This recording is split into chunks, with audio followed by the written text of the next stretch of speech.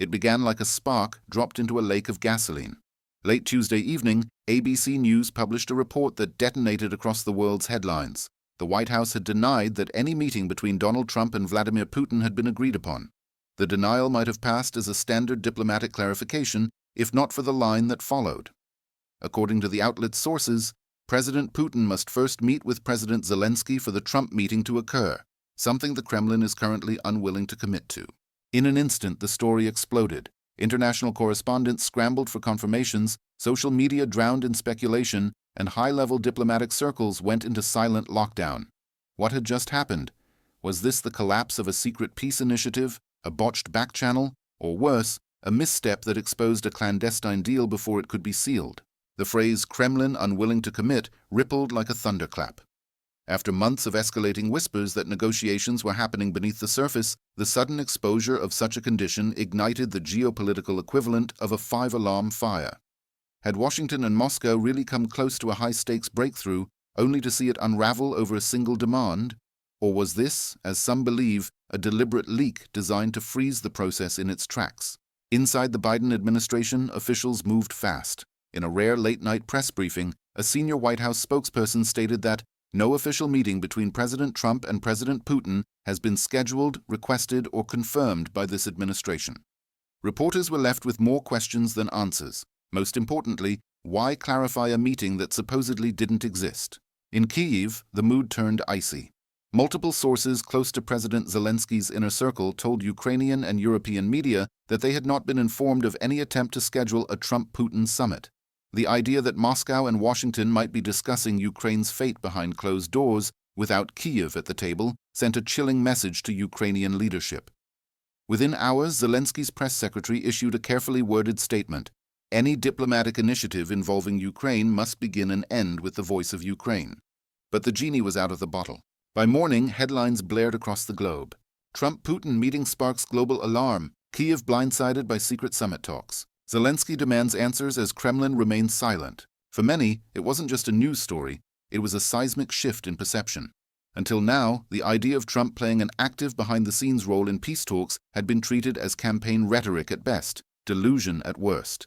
But the ABC News report changed that. The very fact that the White House felt compelled to deny such a meeting spoke volumes, enough at least, to suggest that something was brewing beneath the surface. Moscow's response only deepened the mystery. Kremlin spokesperson Dmitry Peskov declined to directly address the report, saying only that Russia continues to support any real steps toward a sustainable resolution in Ukraine. The vagueness was palpable. No denial, no confirmation, just silence cloaked in generalities. The Kremlin's preferred language when something sensitive is at stake. By midday, European capitals were on high alert. In Brussels, emergency consultations were held among senior EU security advisors. In Paris and Berlin, officials admitted they had no prior knowledge of the Trump-Putin meeting speculation. A senior French diplomat speaking anonymously to Le Monde confessed, "If true, this was a diplomatic earthquake, and we were not invited." Meanwhile, the political tremors rippled through Washington. With the presidential race entering its most volatile phase, the idea that Trump may be engaging in unauthorized foreign negotiations sent shockwaves through both parties. Some Democrats raised alarm bells reminiscent of the first Ukraine scandal, a potential repeat of backdoor diplomacy involving political favors and foreign entanglements. On Capitol Hill, calls grew for oversight hearings into whether Trump or his allies had made contact with Russian intermediaries. But the Republican response was swift and defiant. "This isn't sabotage, it's statesmanship," declared one senior GOP strategist. "Trump has the guts to do what Biden won't, talk to our adversaries and end the bloodshed." Conservative media outlets quickly seized the narrative. Trump as the ultimate dealmaker, the peace president, the man who could end the war with a handshake. And yet, the reality on the ground remained brutal. In the Donbass region, artillery exchanges intensified. Ukrainian officials reported over 100 Russian strikes in a single night. Civilians continued to flee the front lines. Families mourned lost soldiers. The war, far from abating, seemed to sense the diplomatic turbulence, as if the battlefield itself was resisting any talk of peace. In that context, the ABC News leak struck a particularly bitter chord. Was this yet another chapter in the long history of powerful nations treating Ukraine as a pawn? Or was it something even more dangerous, a sign that the war was no longer being fought just in trenches, but in smoke-filled rooms thousands of miles away? What's certain is this: the narrative has changed.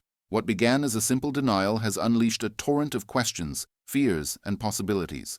And in the absence of clear answers, one truth is becoming undeniable. Someone, somewhere, tried to make a deal, and it's beginning to fall apart. What emerged in the wake of the White House's denial was not clarity, but a dense fog of overlapping agendas, diverging strategies, and power games waged behind closed doors. For those watching the conflict in Ukraine, not from the trenches, but from the backrooms of foreign ministries and intelligence hubs, the leak marked a dangerous acceleration. It was no longer just about supplying weapons, passing resolutions, or voicing solidarity. This was about something far more delicate and far more combustible. For months, a quiet shift had been underway in the geopolitical architecture surrounding the war. Publicly, Western leaders maintained a steadfast front, unwavering support for Ukraine, refusal to negotiate with the Kremlin until a full Russian withdrawal, and continued military aid. But behind the scenes, cracks had begun to show. European fatigue was setting in. Inflation, migration, and war weariness were eroding political capital in capitals from Rome to Berlin. The once unshakable transatlantic unity had begun to fray, not collapse but strain. The clearest sign came not from speeches but from silences. In the corridors of the European Union, high-level sources described a cooling of diplomatic fervor regarding Ukraine's eventual victory. In private, some officials began speaking in cautious tones about the need for a realistic endgame. Meanwhile, French President Emmanuel Macron, never shy about staking an independent position, had in recent months revived talk of European strategic autonomy, a euphemism that to some signaled his openness to a settlement not dictated by Washington. In Washington, too, the winds were shifting, slowly, imperceptibly at first, then with growing force. With the Biden administration consumed by re-election efforts and domestic unrest, the White House's appetite for an open-ended proxy war seemed to wane. The president's team remained committed to Ukraine in principle, but privately, advisors were reportedly frustrated by the lack of clear progress on the battlefield. Even some senior Pentagon officials, according to multiple leaks, were beginning to question whether a military victory was still achievable, or even definable. All of this created fertile ground for shadow diplomacy, and in this space, murky, unofficial, plausible yet deniable, figures from all sides began to move. According to multiple sources in U.S. diplomatic circles, informal contacts between American political actors and Russian-linked intermediaries intensified over the summer. These weren't official envoys or government appointees. They were ex-diplomats, think tank operators, retired intelligence officers, people with just enough distance from government to avoid scrutiny, yet close enough to wield influence. The goal? To test the waters, to ask questions that could not be asked openly, to explore what a ceasefire, or something resembling one, might look like. But the real surprise was the reappearance of Donald Trump as a shadow player on the global chessboard. Since the beginning of his 2024 campaign, Trump had made Ukraine his rhetorical cudgel. He promised to end the war in 24 hours, denounced military aid packages as insanity, and suggested that both Zelensky and Putin were open to a deal, if the right man steps in. At first, it was dismissed as bombast. But now, with the ABC News report surfacing and rumors swirling of intermediaries on both sides making contact, those claims began to feel less like bluster and more like blueprint. For the Kremlin, Trump's potential return to power represented more than opportunity. It was a gamble worth preparing for. Russian state media had long framed him as a misunderstood pragmatist, a man less interested in ideological crusades and more inclined toward transactional deals. If Trump was signaling a desire to broker peace, even from the sidelines, why wouldn't Moscow explore the opening? And so, as insiders now believe, a secret condition was floated. Putin would not meet Trump unless Zelensky was first brought into the fold. It was a way for the Kremlin to test American seriousness, and to avoid the optics of speaking with Trump while ignoring Ukraine entirely. For Russia, the sequence mattered. A Trump meeting without prior coordination with Kiev could have seemed like collusion. But a prelude through Zelensky, that would give the entire process a veneer of legitimacy, even if the endgame was something entirely different. But this is where the friction erupted. Ukrainian leadership, already skeptical of Trump's motivations and deeply suspicious of Moscow's intentions, balked at any scenario that forced them into premature talks. According to sources close to the Ukrainian Foreign Ministry, Zelensky's team was adamant. No summit, no talks, no concessions, unless and until Russia demonstrated a tangible commitment to withdrawal. The idea of participating in a stage-managed sequence of meetings possibly orchestrated by foreign political actors with their own agendas, was rejected out of hand. That resistance may have been the match that lit the fuse. Multiple analysts now believe that the ABC News leak was not accidental, but rather a preemptive detonation. By exposing the condition, the requirement of a Zelensky-Putin meeting, someone ensured that the entire framework would collapse under scrutiny. Perhaps it was a Biden-aligned official, eager to prevent Trump from appearing statesmanlike. Perhaps it was a European diplomat worried that a rogue peace process could undermine the EU's fragile unity. Or perhaps, and this is the theory gaining the most traction, it was a calculated move by Ukrainian officials themselves, designed to blow up a negotiation they weren't even invited to. Because if there's one thing that terrifies Kyiv more than Russian missiles, it's the fear of being sidelined by its own allies. It is this possibility, that a shadow deal was underway and Ukraine was merely an afterthought, that has sent shivers through Eastern Europe. Polish lawmakers, among Kyiv's most ardent backers, warned that Ukraine must not be sold out behind closed doors. Baltic leaders demanded transparency, and in Kyiv, the political temperature spiked as rumors swirled of high-level resignations and internal divisions over how to respond. As the dust settles from the initial shock, one reality is becoming clear. This wasn't just a failed meeting, it was a symptom, a crack in the architecture of Western unity, a sign that the quiet diplomacy of the past months was no longer quiet nor under control. And while officials scramble to deny, downplay, and defer responsibility, the question remains, how many more secret conversations have already happened? How many more conditions have already been discussed behind sealed doors? And how close exactly did the world come to a backroom ceasefire that no one was supposed to know about? No one has taken responsibility, no one has confirmed the meeting, no one has even admitted that there were talks.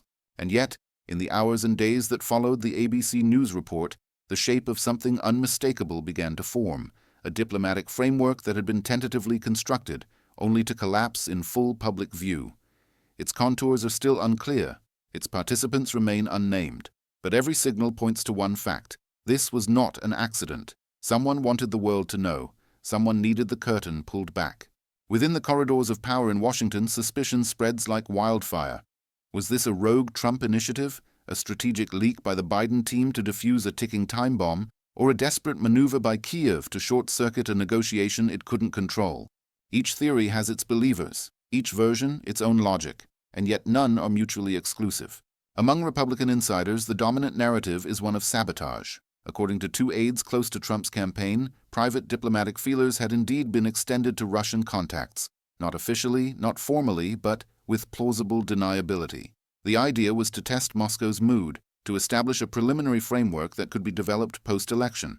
But once the Biden White House caught wind of the move, say these sources, it acted swiftly to blow up the initiative. They don't want Trump anywhere near diplomacy, one campaign official said, because if he makes progress, it destroys their entire narrative. Yet within the State Department, a very different picture is drawn, one of strategic interference, not sabotage. According to an official with knowledge of internal briefings, the real problem wasn't Trump's involvement, but Russia's condition, the Zelensky meeting. That was the red flag, the source said. It meant Russia wasn't serious about peace. They were playing optics. They wanted to manufacture legitimacy, not negotiate it. That interpretation is echoed in certain European capitals. In Berlin, foreign policy analysts have speculated that Moscow's demand to meet with Zelensky was a calculated bluff, a demand they knew Kyiv would reject, precisely so the broader process could be delayed or derailed. It's classic Kremlin misdirection, one German diplomat told Der Spiegel, create the illusion of engagement, blame the other side when it fails. But others believe the story is far more dangerous and far more real. According to a former intelligence official in the United Kingdom, contacts between Trump-affiliated networks and Russian intermediaries began as early as late spring. These discussions, the source claims, were not limited to hypotheticals. They included exploratory conversations about security guarantees, territorial lines, sanctions relief, and most explosively, a phased withdrawal in exchange for Western neutrality. None of this has been confirmed, and none of it may ever be. But the mere suggestion is enough to ignite geopolitical panic. If even fragments of such a plan were being discussed, it would mark the most significant unofficial negotiation of the war. One capable of reshaping the battlefield not through weapons but through words. It would also explain Ukraine's deep unease. In Kyiv, there is no pretense of calm. Privately, officials describe feeling boxed in. dependent on the West for survival, yet increasingly fearful that decisions are being made above their heads. "We are being consulted," one senior Ukrainian official told the Times of London, but consultation is not the same as consent. The backlash, both internal and external, has been swift. Ukrainian lawmakers aligned with nationalist factions have begun calling for a formal inquiry into what they call external manipulation of sovereignty. Protesters gathered outside Western embassies, holding signs that read, "Ukraine is not for sale," and "No deals without Ukraine." The fear is existential, that the very allies who once swore to support Ukraine for as long as it takes are now preparing an off-ramp, one paved with compromise, packaged as diplomacy, and sold as peace. And yet, in Moscow, there is little sign of movement. Kremlin spokespeople continue to offer cryptic statements about constructive dialogue and pragmatic frameworks. Russian state television, normally bombastic in tone, has taken a more subdued approach, airing segments about potential windows for resolution. To seasoned observers, it reads like a signal, a preparation of public opinion for a shift in posture. But beneath that posture lies a familiar strategy: create division, exploit ambiguity, and wait for the other side to fracture under the weight of its own contradictions. That strategy appears to be working. Inside NATO, officials worry about unity. Eastern European members are furious over the very idea of secret talks with Moscow. France and Germany, meanwhile, are drifting toward what one Brussels diplomat called realism over idealism. The US is divided, Europe is fragmented, and Ukraine is isolated, a textbook Kremlin opportunity. And yet, there is a fourth theory, whispered, unsettling, and increasingly difficult to dismiss. According to several intelligence veterans in both Europe and the US, the leak itself may have been Russian. This version suggests that the ABC News revelation was engineered, not to derail talks, but to control them. By revealing the condition, Zelensky first, then Trump, Moscow may have sought to preempt Western maneuvering, to freeze the diplomatic narrative, and to force Washington into a defensive crouch. If true, the logic is ruthless. By exposing the fragile structure before it solidified, the Kremlin ensured it could never be revived, at least not on Western terms. And in doing so, they may have reshaped the course of diplomacy in a single move. Whether this theory holds water or not, it underscores the depth of the crisis now facing the transatlantic alliance. Trust is eroding, agendas are diverging, and worst of all, the war, the real war, continues unabated. More than 300,000 troops remain dug in along a front line that stretches for hundreds of kilometers. Towns and cities lie in ruins. Civilians are trapped in crossfire. And all the while, diplomats, strategists, and campaign operatives play games of narrative and blame, while the blood keeps flowing. And yet, somewhere in the shadows of this chaos, the outline of a potential deal still lingers. Not the deal that was just exposed, but something larger, more dangerous, and perhaps closer than anyone is willing to admit. Because as one Western diplomat bluntly put it, if this was the leak, imagine what hasn't leaked yet. Even before the leak, Donald Trump's campaign had been playing a dangerous game, turning one of the world's bloodiest modern wars into a campaign slogan. His repeated claim that he could end the war in 24 hours was initially dismissed as a throwaway line, a typical flourish in a repertoire of populist provocation. But in the wake of the ABC News revelation, it no longer sounded like a fantasy. It sounded like a plan. Trump's supporters heard it as a promise, bold, direct, masculine. His critics heard something else entirely, a veiled threat to strong-arm Ukraine into concessions, or worse, to strike a private accord with Putin behind the back of NATO. But both camps now agree on one thing: the war in Ukraine is no longer just a battlefield issue. It is an electoral weapon. Within MAGA circles, the narrative is clear. According to senior campaign advisors, Trump's inner team views the conflict as a perfect opportunity to draw a sharp contrast with President Biden. Where Biden has invested billions, Trump would cut the bleeding. Where Biden has escalated military aid, Trump would bring everyone to the table. Where Biden has talked about defending democracy, Trump would focus on saving lives. The language is simple, emotional, and effective. Focus groups in key battleground states have shown that a significant slice of the American public is weary of foreign entanglements, especially one that feels endless, expensive, and geographically remote. For many undecided voters, the promise of ending the war resonates more powerfully than abstract appeals to international law or liberal values. And the Trump campaign knows it. Privately, strategists have admitted they are considering an entire media blitz built around the idea of Trump the peace president. The working title, one insider says, is "Only I Can Stop the War." Speeches are being drafted, graphics designed, testimonials recorded. The message will be simple. The war exists because Trump left the White House, and it will end the moment he returns. But for the Biden administration, this messaging represents more than just political rivalry. It's a direct challenge to the foundations of current U.S. foreign policy. If Trump is suggesting a settlement, then Biden must defend not just the strategy of military support, but the very legitimacy of resisting Russian aggression.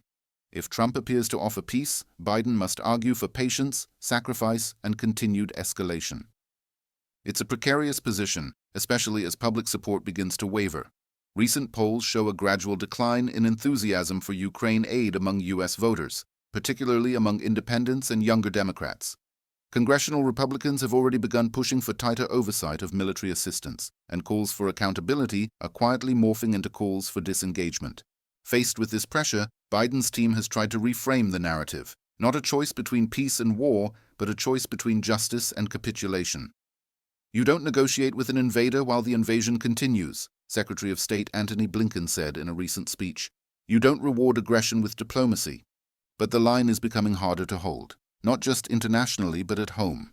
The memory of Trump's first impeachment trial, itself sparked by an attempt to pressure Ukraine into investigating Biden, still lingers in the political bloodstream. Now, a grimly poetic reversal appears to be taking shape. Trump once tried to use Ukraine against Biden. Now he's using the war in Ukraine as a wedge to return to power. And Biden, once the symbol of stability and multilateralism, finds himself cast as the architect of an endless war. Democratic strategists are worried. Some have urged the administration to reclaim the peace narrative by showcasing diplomatic efforts. Others warn that any shift toward negotiation will be framed as weakness, a concession to Trump's worldview. For now, Biden remains committed to Kyiv, but the pressure is mounting. As one insider put it, you can't campaign on a war you can't explain. Meanwhile, Ukraine watches all this with growing dread. For President Zelensky, the specter of Trump's return is nothing short of existential. In interviews, he has carefully avoided attacking Trump directly, but the implications of his words are unmistakable. We need stability, he told a European outlet last month. We need promises that last longer than election cycles. But promises are becoming harder to keep. With Trump rising in the polls and campaign rhetoric hardening, the future of U.S. support is more uncertain than at any time since the invasion began. And if the United States falters, Europe may follow. That vulnerability is not lost on Moscow. Russian commentators have already begun framing the U.S. election as a referendum on the war. State media anchors openly speculate about Trump's victory as a turning point for the conflict, one that could deliver Russia what its armies could not. If Trump wins and withdraws American support, the logic goes, Ukraine will be left isolated, divided, and desperate, a perfect moment for Russia to dictate terms. Whether that outcome is realistic or not is beside the point. The perception is what matters. And right now, perception is being weaponized with surgical precision. What's more, the Kremlin's propaganda machine has already shifted gears. Newscasts emphasize Trump's statements, praise his pragmatism, and question Biden's chaotic leadership. The goal is clear: to legitimize Trump in the eyes of Russian audiences, to undermine U.S. unity, and to inject division into NATO's decision-making core. In Brussels, NATO officials privately admit that they are preparing for every scenario, including a Trump administration openly hostile to the alliance's Ukraine policy. Contingency plans are being reviewed, budgets rebalanced, defense strategies recalibrated. Because if Trump returns, everything changes. And even if he doesn't, even if Biden wins a second term, the fact that a candidate can threaten to dismantle the war effort with a single election victory speaks volumes. It reveals the fragility of the coalition, the instability of consensus, the terrifying truth that global strategy is now subject to campaign whims. But perhaps the most chilling realization is this: the Kremlin may no longer need to win the war on the battlefield. It may only need to wait for an election, for a leak, for the collapse of unity. And in the meantime, the idea of peace, whatever it truly means, is being packaged, sold, and exploited. Not by diplomats, not by generals, but by politicians. The initial denial from the White House was swift. It was also oddly precise. No, a meeting between Trump and Putin had not been agreed upon. No, there were no current plans to facilitate such talks. And no, the reports of high-level coordination were unfounded. But for seasoned observers of Washington's diplomatic machinery, the specificity of what was denied only deepened suspicions about what had been left unsaid. Why had ABC News, a network known for its rigorous editorial standards, gone to print with such a bold claim? Who were their sources? Why would such a sensitive topic surface at a moment of intensifying political pressure, and why would both Moscow and Washington scramble so quickly to dismiss it? It was the kind of coordinated silence that usually means only one thing: something is happening. Within hours of the story breaking, a torrent of secondary leaks began to seep into the media bloodstream, not just in Washington but across European capitals. French and German outlets hinted at recent, unusual diplomatic activity in neutral cities like Geneva and Vienna. British tabloids published photos of a U.S. Air Force Gulfstream jet parked discreetly in Zurich, alongside speculation that it carried an unofficial envoy. In Brussels, security officials noted a series of encrypted calls between American and Russian defense liaisons, activity that had been dormant for months. Even more bizarre was what wasn't happening. Several prominent diplomatic figures from the State Department and the European External Action Service had abruptly cancelled public engagements, citing private obligations. One high-ranking Ukrainian advisor vanished from public view for nearly 10 days, reappearing only after being cornered by reporters at a summit in Krakow. When pressed, he said only, "There are things we can't talk about right now." The swirl of disappearances and sudden travel spawned a flurry of theories, some plausible, some bordering on science fiction. Telegram channels in Russia and Ukraine, often a petri dish for hybrid warfare propaganda, exploded with speculation. The most persistent rumor, that a secret trilateral pact was being explored behind closed doors, involving representatives from the US, Russia, and select EU states, aimed at formulating a ceasefire plan that could be unveiled in dramatic fashion once the American elections drew closer. According to unnamed sources quoted in Polish media, the blueprint being discussed was brutal in its simplicity: a temporary armistice to freeze the front lines, tied to a broader framework of economic de-escalation between the West and Moscow. Ukraine would be pressured to accept the status quo as a transitional reality in exchange for fast-track EU accession and ironclad NATO security guarantees, but without regaining the occupied territories in the near term. If true, it would amount to a partition by another name. The implications sent shockwaves through Kiev's political class. Publicly, the Ukrainian government maintained its stance: no negotiations without a full Russian withdrawal, no compromise on sovereignty, no acceptance of occupation. But behind closed doors, unease began to spread. Several senior officials, speaking anonymously, described a growing fear that Ukraine's allies were preparing the stage for a cold peace, with or without Kiev's full consent.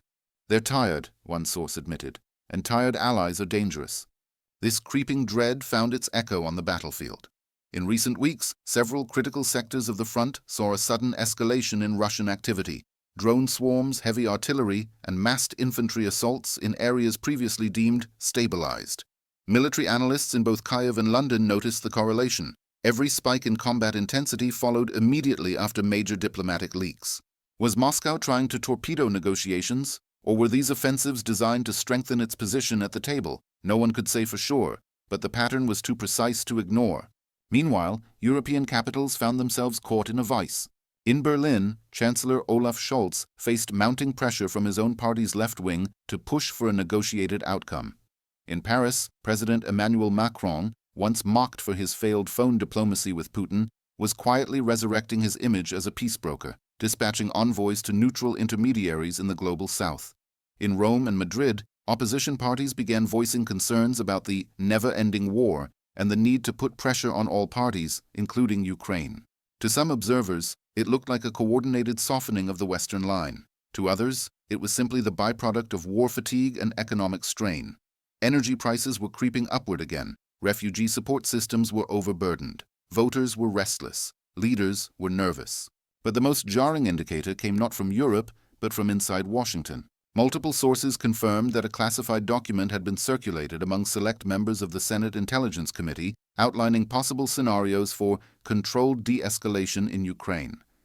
While the document did not endorse any particular outcome, it included one scenario in which a temporary cessation of hostilities is used to initiate long-term diplomatic normalization with phased territorial questions deferred.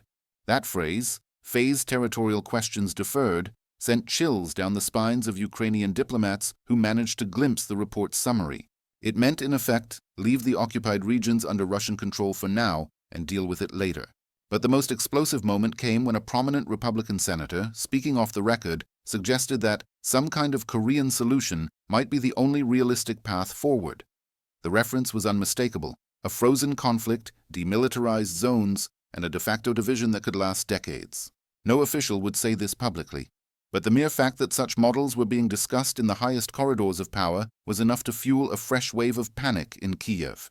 And then another leak, this time from the Ukrainian side. A document marked "sensitive, not for distribution" found its way into the inboxes of several European journalists. It contained transcripts of a meeting between senior Ukrainian military leaders and visiting NATO officials. In one passage, a top general voiced frustration that "our partners speak of endurance while asking for fallback plans." In another, a strategist questioned whether the West has already moved on from the idea of total victory. The document was quickly disavowed, but the damage was done. It painted a picture of a war no longer being fought in sync, a growing gap between public declarations and private planning, a rift between Kiev's demands and Washington's calculations, and perhaps most dangerously, a sense that a decision about Ukraine's future might soon be made without Ukraine in the room. As headlines proliferated, the mood shifted. This was no longer about a single cancelled meeting between Trump and Putin. It was about something far deeper, a tectonic shift in how the West viewed the war, how it measured its own endurance, and how it might redefine victory not as a triumph of values, but as a return to geopolitical balance, however ugly. The public, meanwhile, was left in a fog of uncertainty. Every new detail seemed to contradict the last. Every denial raised more questions. Every rumor, no matter how wild, felt plausible in a world where decisions of war and peace were apparently being made in shadows, traded like poker chips by men in sealed rooms. The air was thick with mistrust. Something was moving, and no one, it seemed, could say exactly what, except that it was big, and it was coming. As the summer dragged on, the mood across the Western world grew unmistakably darker. The facade of unity that had once been the pride of the transatlantic alliance was beginning to show deep, visible cracks. No official dared to call it disintegration. Yet, but in private, even the most optimistic diplomats confessed, the political bandwidth to sustain Ukraine as long as it takes was shrinking by the day. In Washington, the calculus had changed. While President Biden's team maintained its support for Kiev, increasingly that support came with caveats. Senior aides whispered about contingency planning, about the need to preserve strategic flexibility. The unspoken truth was now being spoken in closed rooms, that the outcome of the U.S. presidential election might not just shift policy, it might end the war by other means. And it would not be in Ukraine's favor. All eyes were on Donald Trump. The former president had transformed his campaign into a freight train of nationalist momentum. His rallies thundered with promises to stop the war in 24 hours, a line met with roaring approval across red states and swing counties. He had not explained how. He did not need to. For his supporters, the message was clear. No more American billions to foreign wars. No more globalist bloodshed. No more Ukraine. It was not just bluster. Campaign advisors had begun quietly signaling to European partners that a Trump victory would lead to a dramatic reordering of U.S. priorities. Leaked talking points emphasized negotiated settlement, territorial compromise, and a pivot to the Indo-Pacific. In other words, Ukraine was not the hill to die on. This shift had a chilling effect across European capitals. In Berlin, officials began working on what they termed Plan B, an internal framework for maintaining support to Kiev without American leadership. It was ambitious, but few believed it could succeed. France proposed an emergency security compact for Ukraine outside NATO, but the legal mechanics were murky, and public support was weak. Poland and the Baltic states bristled with alarm, fearing that they would be next should Ukraine be abandoned. But the deepest sense of betrayal came in Kyiv. President Zelensky, once the embodiment of wartime defiance, found himself increasingly isolated. Foreign visits yielded warm handshakes but tighter smiles. Aid packages were delayed, promises were softened. The nightly briefings from his intelligence chiefs were filled not just with battlefield updates, but with worrying diplomatic signals. Too many meetings without Ukrainian involvement, too many suggestions from friendly ambassadors to consider long-term options. Even within his inner circle, whispers of doubt began to circulate. Was Zelensky pushing too hard? Was his refusal to accept any compromise pushing Ukraine toward a rupture with its own allies? Was it better to win less than to lose all? But compromise on what? On territory carved away with blood? On sovereignty that could not be bartered without destroying the idea of Ukraine itself? Outside government offices, the mood on the streets remained stoic, but shadows were lengthening. Support for the war effort was still high, but inflation was biting hard, funerals were multiplying, and the endless sound of air raid sirens gnawed at the edges of national morale. People wanted to believe, but for the first time they were beginning to ask, what if belief is not enough? And then, as if the tension had not reached its peak, came the most stunning revelation yet. In early August, the British newspaper The Times published a story that sent a shockwave through every major newsroom on the planet. It claimed that a secret recording had been made during a private conversation between a senior European diplomat and an unnamed American counterpart, one in which both men allegedly admitted that the war is no longer winnable in conventional terms, and that a division of Ukraine, painful as it is, might be the only realistic exit ramp. The source of the leak was unclear. The authenticity of the recording could not be independently verified, but its content was devastating. In Kyiv, the government issued a furious rebuttal, demanding an investigation and reaffirming its red lines. In Washington, the White House condemned the leak and repeated its support for Ukraine's full sovereignty, but neither denial could match the force of what had been said or what it implied. Because once such words are spoken, they can't be unsaid. Global reaction was immediate and fierce. China seized on the moment, accusing the West of hypocrisy and using Ukraine as a pawn. Russia crowed with triumph, with state media declaring that the West is finally waking up to reality. The Kremlin issued its own sly denial about any meeting with Trump, but added with a smirk that Russia is always open to dialogue with serious leaders. Inside the United Nations, the mood was toxic. The Security Council turned into a theater of verbal warfare, with Ukraine's ambassador accusing Moscow of genocide, and Russia's envoy mockingly urging Kyiv to start thinking like adults. But behind the noise, new and disturbing patterns emerged. Russia's forces began fortifying existing positions rather than expanding the front. Satellite imagery confirmed the construction of extensive trench networks, suggesting a shift toward long-term entrenchment. Ukrainian commanders reported that recent offensives had been met not with blitz-style counterattacks, but with deliberate, grinding attrition, as if Russia was preparing to hold, not to take. And then came the silence. For nearly 10 days, no new public statements emerged from any major Western capital regarding Ukraine. No presses, no declarations, no pledges of new support. A diplomatic blackout. Seasoned analysts knew what that meant. Talks were happening, but not in public. Somewhere, in a hotel or a villa or a fortified room, someone was speaking on behalf of powerful interests, and they were not telling the world what was being said. This final silence left the world suspended in dread. Had the war entered its final act, or was this merely the eye of the storm? Would Trump, if elected, truly shatter the current paradigm? Would Zelensky hold the line, or be cornered by the very hands that once lifted him? No one could say, because nothing was clear anymore. Only one thing was certain. The war in Ukraine, and the global order it had exposed, was no longer just a conflict of weapons. It had become a war of meaning. And meaning, as the world was about to learn, can be far more dangerous than bullets.